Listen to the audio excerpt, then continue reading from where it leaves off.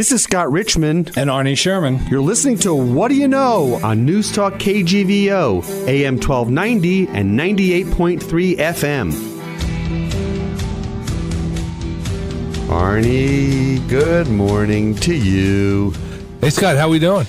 I'm doing good. I'm feeling fit and as a fiddle, and I'm looking to put some new duds on. Kind of to spruce up the weekend? Spruce up the weekend to get myself clean. Good. So who's our guest today? Our guest is going to be Mallory Ottariano. We're going to have her pronounce her last name for us. I can pronounce it, Ottariano. So I said it right then. And you know her and I don't know her, so how do I know how to pronounce it when you can't? Because you're a scholarly man. You're a former I do my professor. homework. But that's so true. You do your homework. But this is going to be a good conversation because it's another new business that's... And you know more about it than I do, so why don't you tell our listeners a little bit about it before Mallory gets here? Sure. So it's a business that is really, it's women's apparel, and it's made of 100% recycled materials. And so it has the benefit of being both good looking and good for the environment. I mean, it's made out of plastic bottles? Yeah, it is, but we'll find out more. It's made out of plastics, Dustin Hoffman. Well, then how come it's only for women instead of men? I'd like some clothes made out of bottles. Let's ask. We will when she gets here. Yeah. Our guest is Mallory from Kind Apparel, and we will be right back with Mallory. We're in studio now. We're here with Mallory. What's her last name, Arnie? Ottariano. And how do you know that so well? Because I listened to her say it online. I went to the website and looked at their video. Mallory, say hello to the audience. Hello, everybody. Thanks for having me. You're very welcome. So Mallory, you're from Boston. You went to MIT.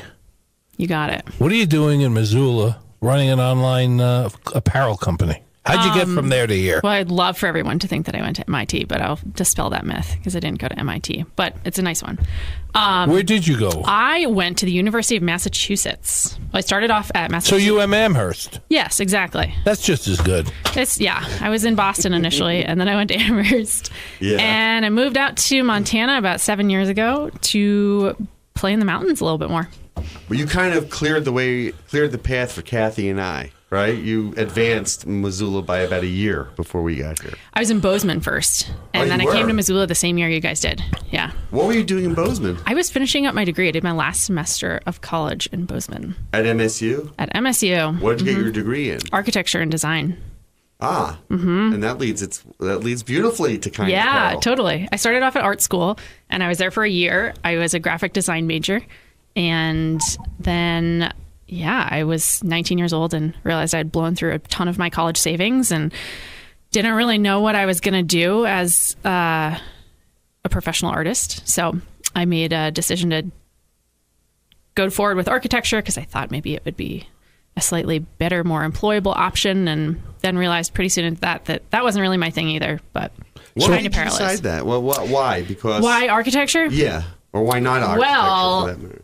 I grew up in a really creative family. My dad's a musician, and I was homeschooled until high school, and my mom is hugely creative. So a lot of my childhood was spent focusing on the arts, and I was able to pursue things that really interested me. And I really wanted to be an artist when I grew up. That was always my answer to the question. Mm-hmm. And I went to art school. I loved printmaking, and I also loved graphic design, and I felt like... as a graphic designer, I'd be spending a lot of time behind a computer, and that wasn't me. And when you came to Montana, in Bozeman, did you know anybody? No, I moved out here with my fiance, who was my boyfriend at the time. We came out. Actually, that's not true. I did have a good friend from high school who was in Bozeman at the time, but came out here because it was a childhood dream of mine to always live out west and ski and live in bigger mountains and not play in the hills of New England anymore. And so I moved out here for that. That's a big, but then why apparel? Like, what was the thing? So art, we've kind of gone to that, and what brought you to this idea? Growing up, my mom sewed a lot, and I would sew a lot with her, and that was a big tool. Style was a tool of mine for self-expression. Sure. So I had these really crazy, wacky outfits, and that was a pretty well-known characteristic of mine. I would have just like crazy That you were colors all over. avant-garde, Absolutely, so to speak? yeah. So then I started using my skills that I was acquiring in sewing and putting together these wacky outfits. In high school, I sewed a lot. And then when I graduated from college, I didn't have a very creative job. I was working in agricultural research for a sustainable farm. Sure. And I had a lot of friends from art school who were selling on Etsy. So I decided to take some of the clothes that I was making and make them specifically to sell on Etsy. So I would come home in the evenings and get my creative fulfillment by making things in my parents' basement and uploading them on Etsy. And then it became a lot more than a hobby. And So had you bought anything on Etsy before? You sold things on Etsy? I was obsessed with Etsy. My friend and I would spend a ton of time looking at other things that were being made on Etsy. And Is that right? yeah. So for our listeners who are not familiar with Etsy, Yeah. why don't you give them a thumbnail sketch of what it's all about? Yeah, Etsy's a marketplace for handmade goods. It's like Amazon for art and craft. It's changed a lot since I started selling on it. I started selling on it probably 5 years after it had gone into existence in 2012. And I don't sell on it anymore. It's pretty different, but it was a really wonderfully curated community of people who were looking for unique goods and maybe didn't have the resources in their local community to go buy them at a store. So your hobby that turned into an online business Exactly. and now into your own company. Exactly. Is this full-time for you now? It's totally full-time. You don't have to work as a barista or anything part-time in order to support yourself? No, it's been full-time for 4 years. I started it, the hobby was in 2012, and then 4 years ago, I rebranded, quit my job, and jumped right in. And who helped you get from there to where you are now? A lot of people indirectly, but I think a lot of motivation came from my upbringing and the confidence that my parents instilled in me and this like will and desire to succeed.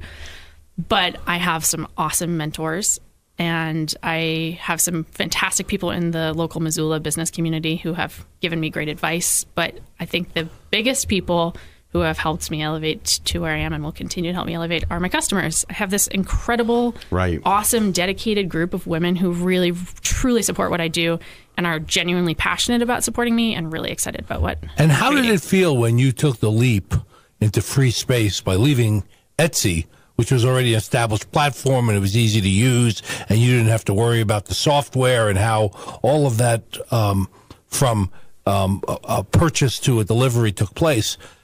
How did that feel at that point? It was a pretty natural progression, but I definitely had some trepidation for sure. But I waited until I had a customer base built up. I guess the biggest motivation for moving off Etsy was I want to control over my customer experience. When you go to Etsy, every brand's page looks exactly the same. And it's the same experience, and it's very... it's very vanilla. Yeah, but it's designed to be that way so that it looks like a cohesive brand, even though it's a bunch of different brands selling. And I wanted women to really visit my website and get a really clear idea of what I'm all about, what my brand is all about, and what I make. So that was the biggest catalyst for designing my own site. And then at that point, I had a pretty significant customer base of people who I knew would follow me over there. And also a lot of local people who I knew would just go directly there. So yeah, it was kind of, things were still fairly small at that point. So it wasn't too scary. And fast forwarding to 2019. Yeah. How many customers do you have? How many people are working for you? What does the business sort of look like at this point? I have thousands and thousands of customers that I've served at this point, which is really exciting. Just in December of last year alone, I served like 2,000 new customers, which was really amazing. Almost doubled in size last year. And this year, so far, January and February, I am on a 500% growth rate over 2018, which is super exciting, but a little scary. Right. How do you handle that? You're the designer, right? And you started out originally as the person sewing all of these things. You can't be doing that now. No, I'm not sewing anything anymore. I have a wonderful team of manufacturers in Phoenix, Arizona, who handle everything for me. So my role is really very different, and I wear a lot of hats, but my favorite role is as the graphic designer. So all of my fabrics are my artwork that I've turned into a custom collection of fabrics that my things are made out of. So I create these really fun snippets of artwork and I send them to my production facility, and they help me source my fabrics, and they custom print my images on my fabrics. And then they have an incredible team of 100 people who cut and sew and ship all my products to me. How do you determine, like, just in looking at you right now, like the patterns, like what inspires you to kind of bring those to your line? Like the imagery or the piece itself? The imagery and the material, and then the total piece. Like, break it down for us a little bit.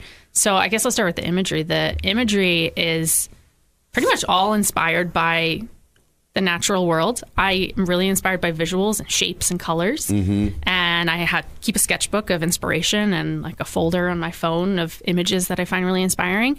And I just play around with them and mix them up. But everything has a pretty deeply naturally rooted base. Like this pattern is probably the only exception. This was an earring that a friend had given me that I loved the geometry of, and so I manipulated that a little bit. We're looking at a dress that Mallory's wearing, an active dress that she's wearing, and it's blue, teal, and different colors, but it's got a really cool pattern on the side, which is, which I know women find really attractive, and they like that. They feel comfortable in it.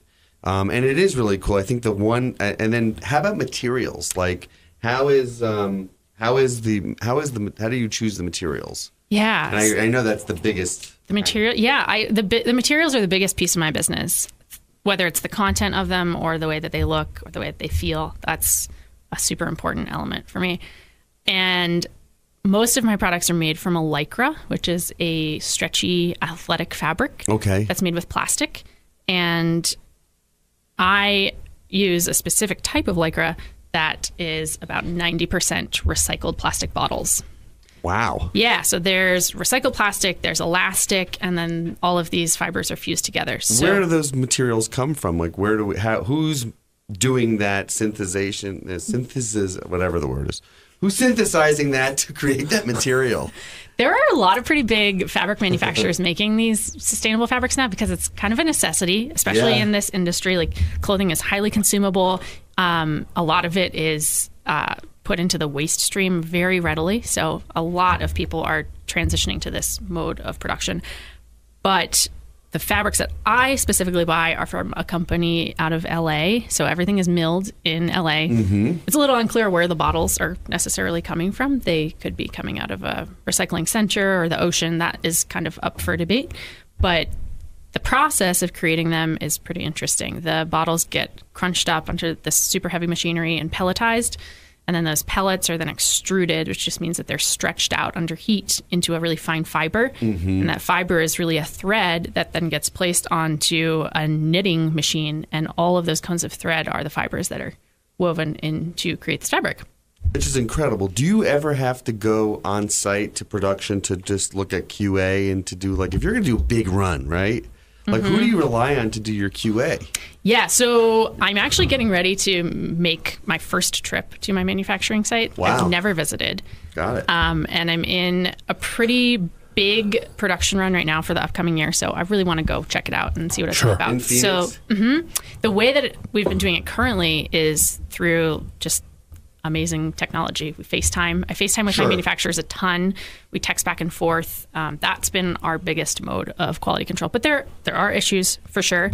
The ultimate quality control always happens when I get the product and I'm looking it over and packaging it and tagging it and getting it ready to go out to my customers. So there's a lot of different points of contact.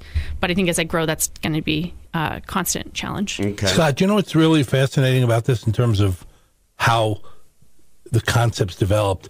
I just read yesterday that they recovered organisms from the bottom of the Mariana Trench, which, as you probably all know, is the deepest spot in the ocean. It's about 36,000 feet deep. Wow. And in every one of the organisms or the living things they brought up, there was plastics. There was microbes of plastics in them. How can that be? Well, because the ocean's polluted. Yeah. Where is that? Where? It's the Mariana Trench. But where is that? It's out in the Pacific Ocean. It's the one that they've identified as the deepest spot. And what's feeding those plastics? Is it us? Is it China? Everyone. Everybody just tosses it in, and it just moves around by the currents and all of that. So we have been sending a lot of our plastics to other countries and making them deal with them too. Yeah.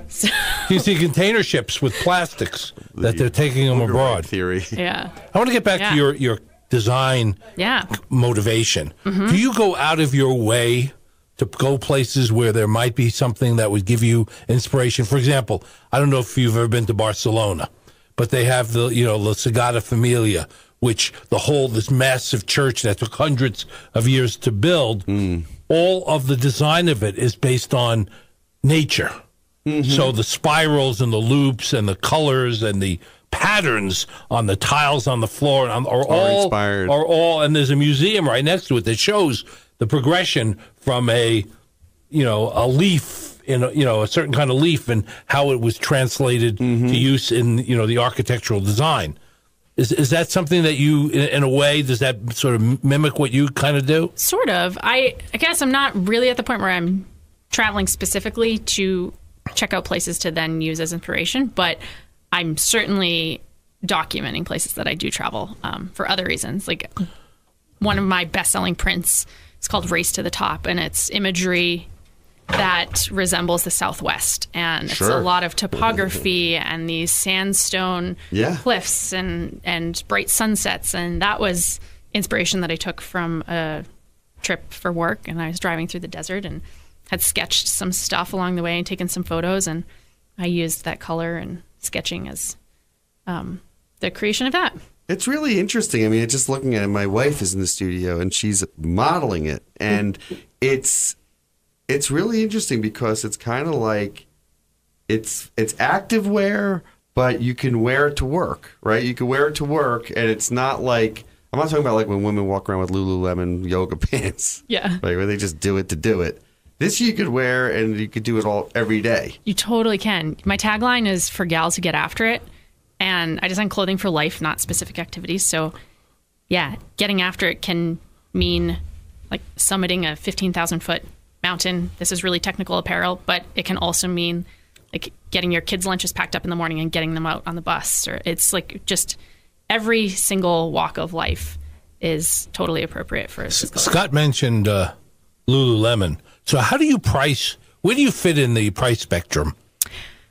I am definitely at the higher end, and I could be even higher, I think. But I certainly have to compete with these more mainstream brands and allow myself to like be included in those customer bases for sure.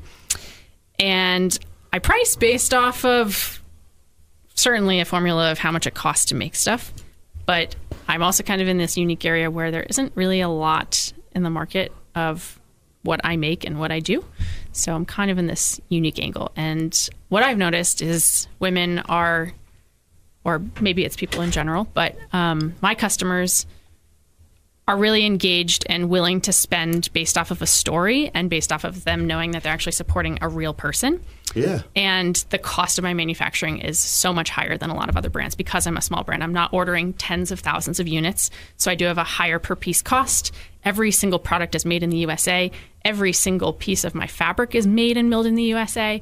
And I hand draw all of my prints. And those are all elements that are unique identifiers, but also raise the price significantly. You mentioned in December you had 2,000 new customers. Mm-hmm.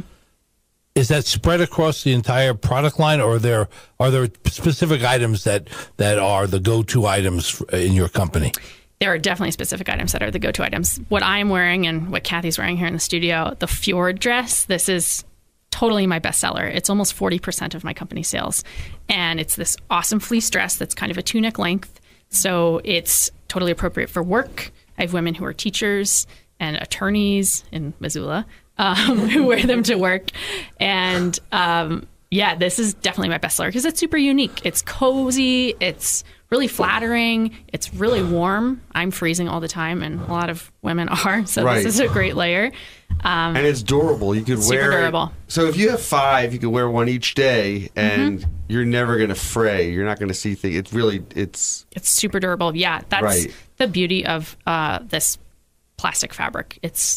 Plastic lasts forever. We all know that. And this clothing is about as close to that as it can come. How do you care for it, by the way? You can care for it really easily. Yeah, machine wash and dry. I usually recommend that you air dry things just because it preserves the lifespan of any garment, and there's a lot of elastic in it. Right. But Yeah, wash and dry. I wash and dry all my stuff all the time, and I put the things that I own under a lot of stress. I'm an athlete, and I'm wearing my things for a lot of different activities all the time, and constantly testing them and seeing how they hold up and seeing what can be tweaked and what can be made better. So these very attractive tunics that both you and Kathy are wearing, what would they sell for? These are $134. That doesn't seem unreasonable. No, it doesn't, because it's a everyday garment. Mm-hmm. Do you think women are ready to think about garments this way? Like a lot of people like to line their closet with, this is my fall collection, this is my spring collection, this is my winter deal. But you're really saying, you're debunking that in a little way and saying this is all year. This is all year round, because it works as well in the summer as it does in the winter, right? There's certain things that are more winter oriented, but yeah, do you know what I mean? Like totally. Just rethinking kind of how they frame their fashion. Yeah, definitely. I think myself and my customers are very conscious consumers to begin with. And the majority of my business is in the outdoor industry, which is really different from the fashion industry, which does produce huge new collections every quarter of the year, essentially. Right. And then it's sort of this idea of fast fashion is what our society is prescribed to, where you consume something that's on trend. It didn't cost that much. Maybe it was like a $10 t-shirt or something. It's September. Once December comes around, that's not trendy anymore, but it's very easy to just get rid of it because it didn't cost very much, and then collect what else is coming out and continue on the cycle of like very wasteful consumption. And that's a big differentiator for my company and my customers, making the active decision to pay a much higher price point for something that is going to last forever, and kind of saying, screw these seasonal trends. I don't care if red it was in last season and it's not in this season. I'm just going to wear it anyways.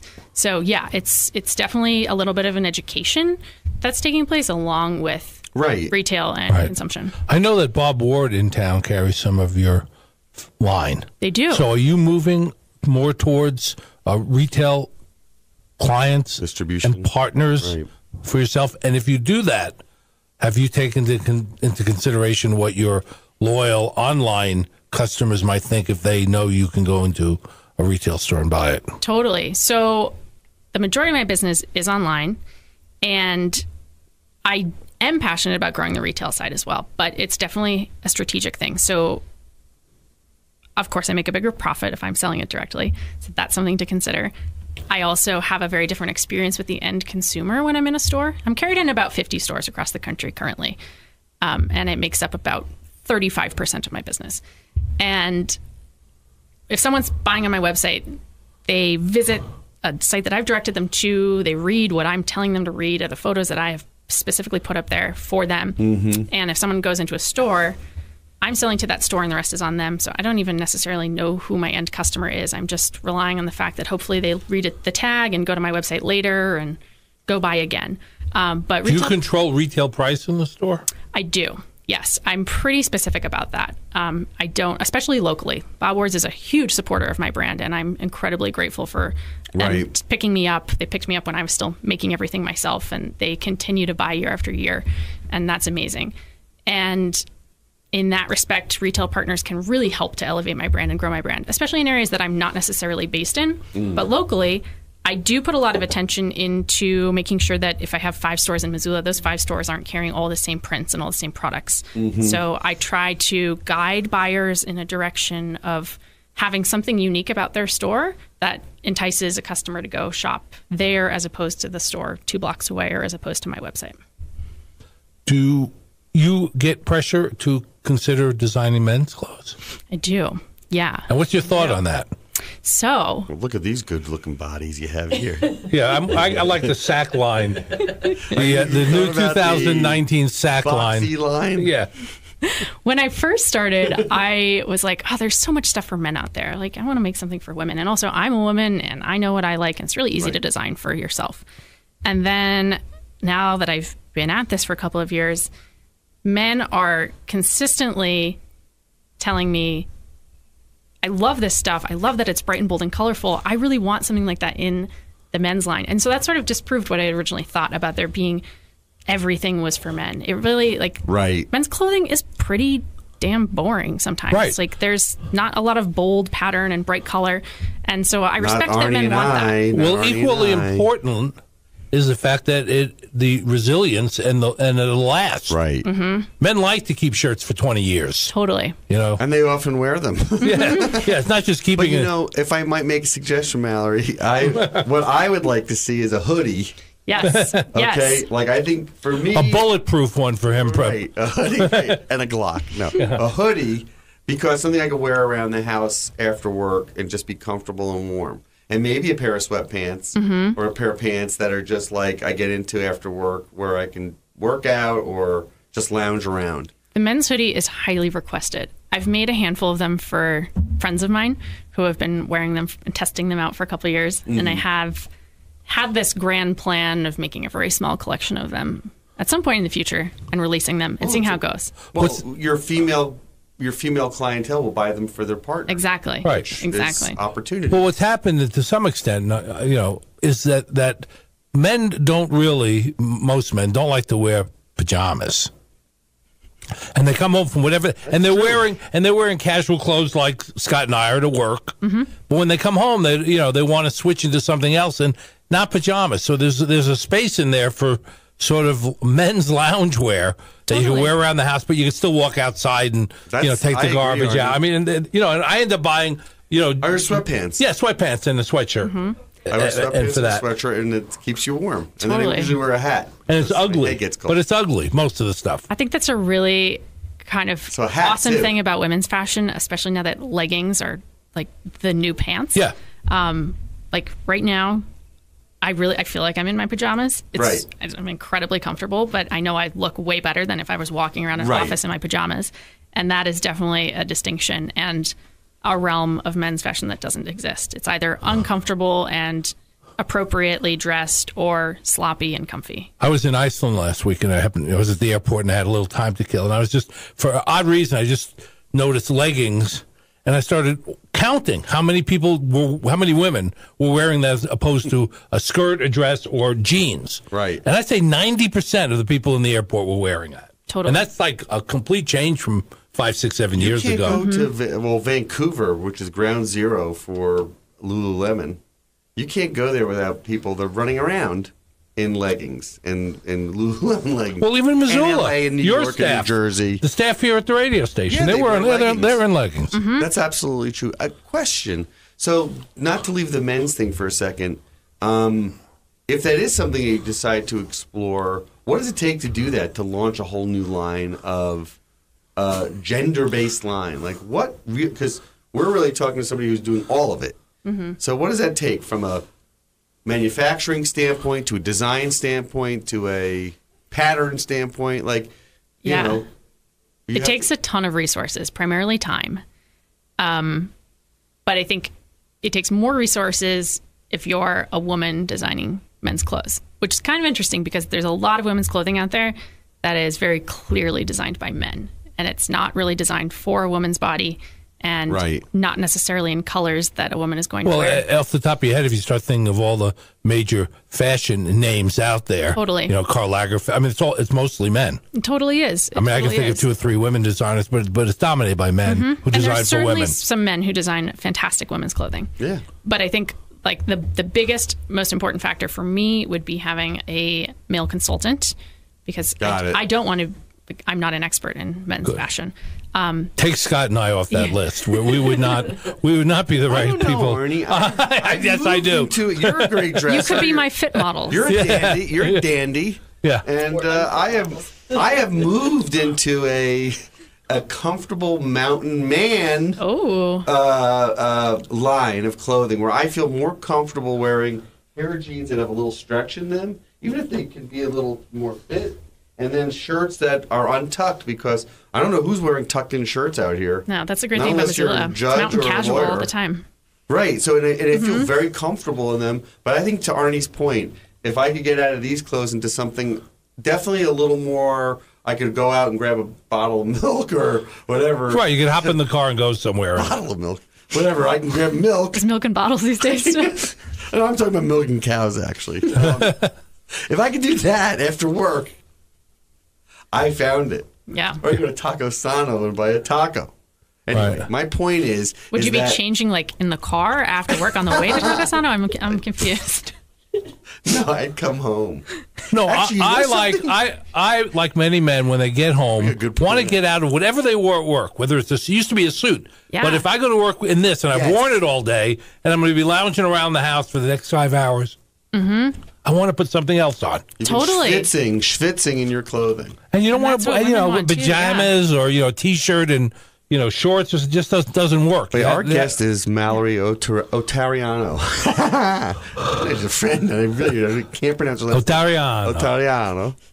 From Kind Apparel. From Kind Apparel. And what's the website address? It is shopkindapparel.com. It's shopkindapparel.com. Question. Tell us a little bit about this last summer, right? Summer of 18, and there were some big developments with your group, with your company, with Title IX. Talk a little bit about that and tell us what led up to it. Sure thing. Yeah. So Title IX is a women's clothing retailer, or lifestyle retailer, really. And they have been around for about 30 years. They've been an idol of mine for a very long time. Just a very complete collection of activewear for women in one place. And this summer, they were looking for new brands to bring on for 2019, and they hosted a pitch competition. So I applied to be selected. A few hundred other companies applied, and I got selected as a finalist, which meant that I flew to their headquarters in Berkeley, California, and I pitched to them. So I was given 5 or 6 minutes to pitch about why I do what I do, how I started, what problem I'm solving, and why I'm the best.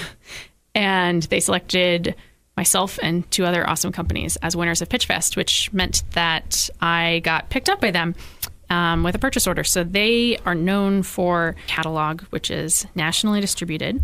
So in June of 2019, you'll be able to find Kind Apparel in the Title IX catalog. And they'll be carrying a skort of mine, running skort, and a really fun, stretchy summer dress. So, Mallory, this hits, and there's momentum behind that, and it keeps snowballing.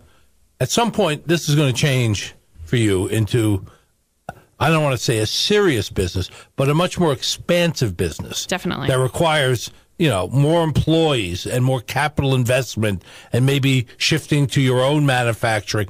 Are you contemplating all that and prepared to do that? For sure, yes. I don't believe I will ever bring manufacturing back to my own area unless I really was involved in or really passionate about building a factory, which at this point I'm not. I think there are people who can do it a lot better and a lot more cheaply than I can. But yes, I'm getting ready to hire somebody. I have to plan super far in advance for all of these logistics, and just experiencing growth like this is really exciting, but it's very humbling and a little scary. So yes, I am certainly planning on hiring and my marketing plan, and I've got financing in place and all of these very big decisions that I didn't think about when I started this Etsy shop. Sure. Up until now, how did you finance the growth of your business? I was just putting profit back into the company. It's been profitable from day one, and I started it with a $100 investment. I got a sewing machine off of eBay for $100, and that was my initial investment in the company. Which is amazing. We've had other guests who have talked about the issue of you're growing your business, you have more product out there, and all of a sudden you have people buying from you that are reselling on Amazon. Has that happened yet? And if it does happen, how does that sort of taint your brand in a way? Yeah, that hasn't happened yet, but protecting what I do is something that I am currently working on. I have a lot of different things that need to be protected legally and copyrights, and so getting all of that really together to prevent things like that and having really specific policies. You talked a lot about that, I remember, last summer. So that you're really focusing on that. I'm really focusing on that, yeah. Trademarks and copyrights. Well, it's particularly important. Let me just share a story with Mallory. So I'm in China, and I'm on an elevator. So this is actually how it happened. I'm in a trade mission, and these door opens, and 2 women get on, and they hear me talking with the other person I was with, who is a senior staff member for a United States senator. And they said in the elevator, well, maybe this guy knows who we should talk to. And I said, hi, how are you? You know, and they said, we're from Sausalito, California, and we have a product that's called flower slippers. Flower slipper. And it's basically a slipper with a flower on it. This is 10, 12.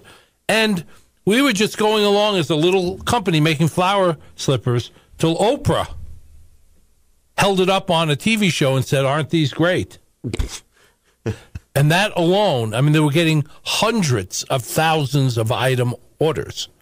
And so they went to China. They were in China to see if they could find a manufacturer, distributor. They had no idea. I mean, they even asked somebody in an elevator, you know, who we could talk to. Actually, right. I knew of a manufacturer. But the funny thing, and the reason I bring it up, is they had already gone to the silk market in Shanghai, and there were knockoffs of their product already being sold. Amazing.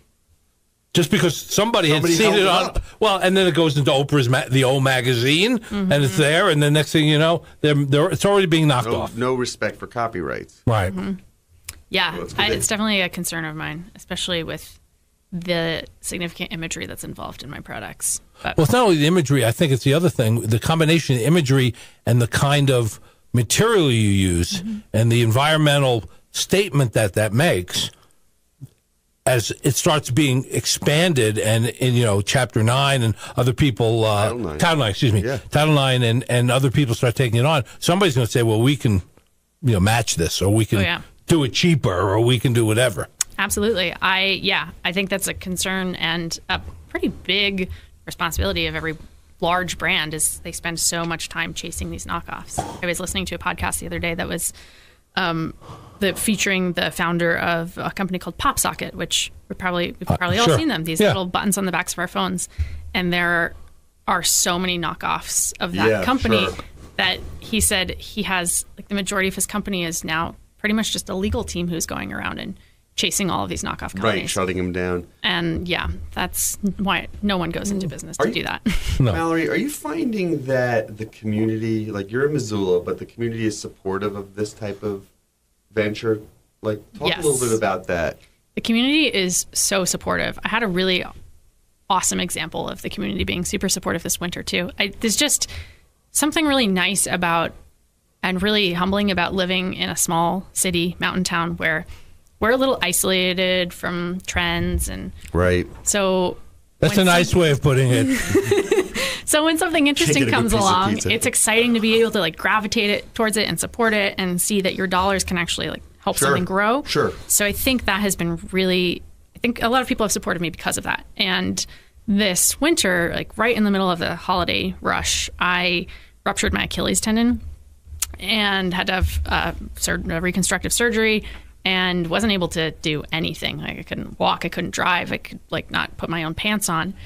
And because I was so busy, like, I had all these local women coming by the office to pick up their orders, and people would come by and they would stay for a few minutes and help pack up some orders. They would offer to drive me around town. They would bring me coffees. They would bring me bottles of wine or beer or lunch or whatever. And it was just so incredibly heartwarming to see this, and really humbling to see this, the power of this community that I'm building, and see all these women who, like, really just wanted to support me because of what I was doing. And that was amazing to see how selfless That's nice. Missoula women are. Yeah. Missoula's a pretty special place. I think we learn that every day. You know, we just see that happening every day. But, you know, here's the other question. So you're pulling this all together. You're trying to ramp up the company. You want to really focus on what it is you know you do best, right? How high is high, right? Like, what's the dream? What's the dream of what this becomes? The dream, it's a pretty big dream. I'd like this to be a $100 million company in 2050. And it's a pretty big dream. But breaking that apart into manageable chunks and working towards that. And then a less monetary goal is to really foster community.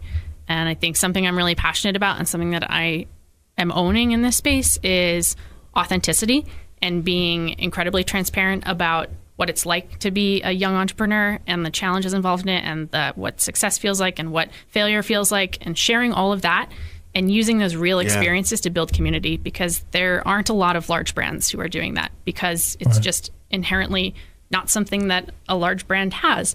So as I grow, that's a really, really important thing for me, is to maintain the face of my company and have it feel like a small community. So did you say 100 million by 2050, 50? Yes. Mm-hmm. Well, let me just tell you, just based on my experience, if it's going to be a $100 million company, it's going to be it by 2025. It doesn't go sort of incrementally like that. It starts expanding and growing, and it goes exponentially after that. So is that how it? Yeah, it's never. Yeah. It would not go from 1 million to 2 million to 3 million to. It would go 1 million to 3 million to 12 million to 100 million. I mean, it just goes like that. Just because of the way the global market works. Mm-hmm. Yeah, it's like just a hockey stick.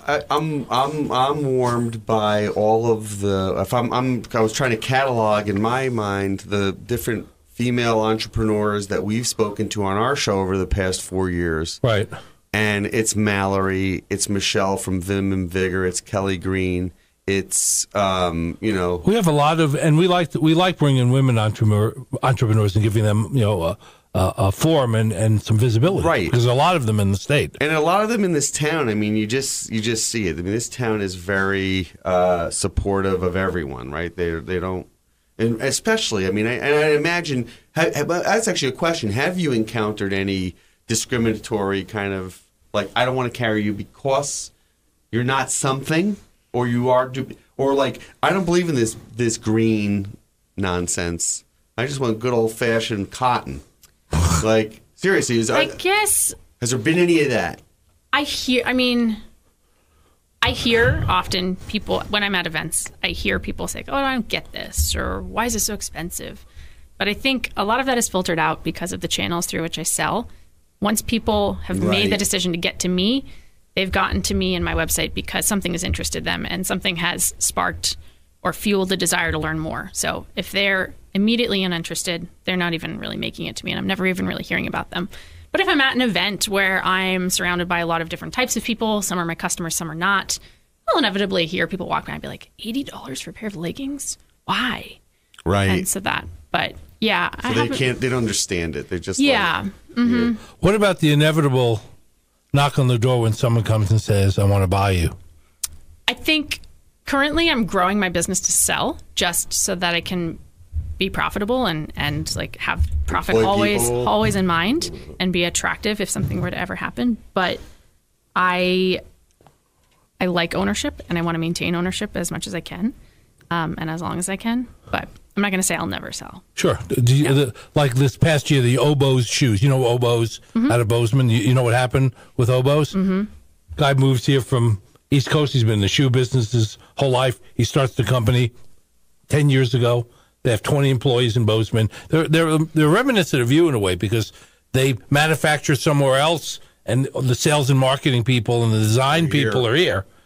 And one of he was selling to REI and a group out of Australia that was a retail chain, and the retail chain came around and offered him $60 million for the company.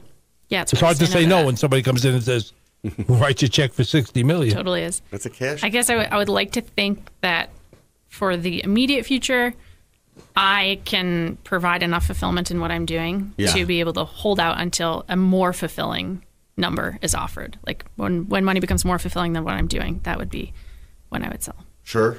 What would happen if someone came along from a large company and wanted to hire you and bring you in to be head of their design department?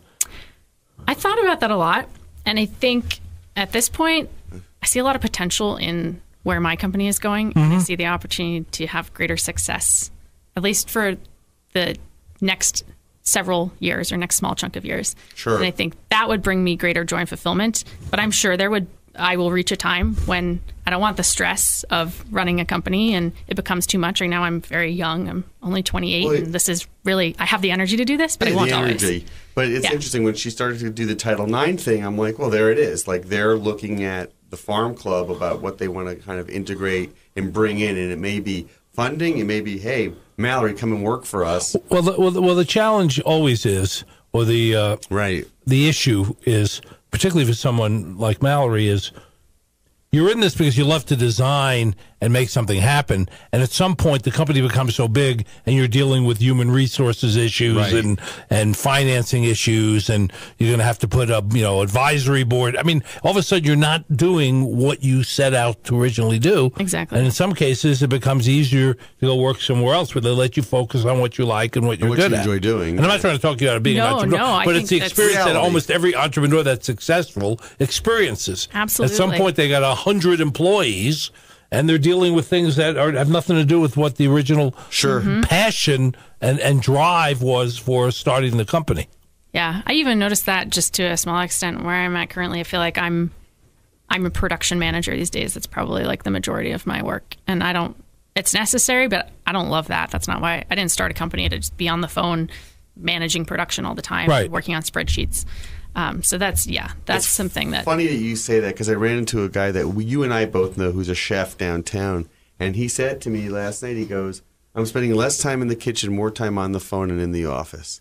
And he goes, that's not what I really did this to cook. And so you see that, right? You see that across a lot of businesses. But, hey, that's the reality of growth and the reality of success. Well, not everybody who goes into business wants to be a business person. No. Right? Yeah. I mean, people that are social workers end up in that industry because they like helping people, and pretty soon they're running a clinic. Right. And they're not helping people. Or you're a doctor, go to medical school to be, to carry out the Hippocratic Oath, and next thing you know, you're running a hospital. And that's not a completely different experience. No, that's true. I think there's a big difference between business owner and entrepreneur, like just from a passion and motivational standpoint. Like, not all business owners are entrepreneurs. That's exactly and right. Vice versa. That's a very important point to make. It is. It's fashionable to want to be called an entrepreneur, but not every business owner is that. It's a different set of characteristics for sure. Okay, let's take a quick break. Our guest is Mallory Ottariano. Kill me. I know Mallory really well. Anyway, we'll be back after this. Mallory Ottariano is here with us. Hello, Arnie. I got it right. Only took 11 times. We're finishing up here with Mallory. Mallory, where can people find you? Not just here in Missoula, but where else? Where else can we find you? Yeah, well, the best place to find me is on Instagram. I use that platform pretty readily, and you can find me there at Kind Apparel Co. That's my Instagram handle. You can also find me on my website, or find my products on my website, which is shopkindapparel.com. And yeah, I'm here in Missoula. I don't have a storefront, but I do have a downtown office that you can certainly swing in and check stuff out. So head to my website. You can email me there. I do a lot of events too. And what's upcoming? Upcoming, I've got a ladies' night at the Blackfoot Outfitters. That is April 11th, I believe. Okay, April 11th. I'll get back to you on that one. But people could be on the lookout. People can be on the lookout. If you go to my website, the real date is on there. And then I will be having a booth at the Missoula Marathon Expo, and that will probably be my next Missoula That's the second appearance. time you're doing it? It's the third time I'm doing it. Third time you're doing it. Great. Yep. And maybe expanding too, correct? Yeah, maybe. And that's June 28th and 29th. And then you travel around, right, to different fairs and stuff? I do, yeah. I'm doing a little less of that these days, but yeah, I travel around a little bit and set up booths and shopping areas at a few art festivals. I'll be at the Big Fork Arts Festival, and then I may or may not be at the Jackson Hole Arts Festival. I usually pop around a little bit. How about industry or trade events? Do you ever go to the outdoor show or things? Yeah, I went to Outdoor Retailer this past January. In Salt Lake? And it's actually in Denver now. It used to be in Salt Lake. Okay. And I don't have a booth there, but just having a presence and walking around and meeting with people and meeting with suppliers and meeting with fabric manufacturers. That's a pretty important thing. This is my first time going there, so that's definitely something I'm going to continue to do in the future, and probably have a booth there with a bit of a presence.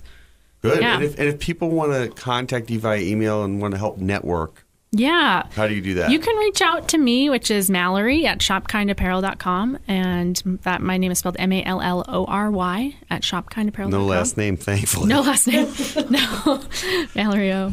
Yeah. Mallory-O. Yeah. And then we have Ottariano, how hard is that? It's not hard when you are from back east and live back east. Well, you come did. out here. You've lost your last old... names here have 0 vowels on them. There's no Italians out here. I mean, very few. Sherman It's easy for you. is easy for me. Ottariano's easy for me. Ottariano. Yeah.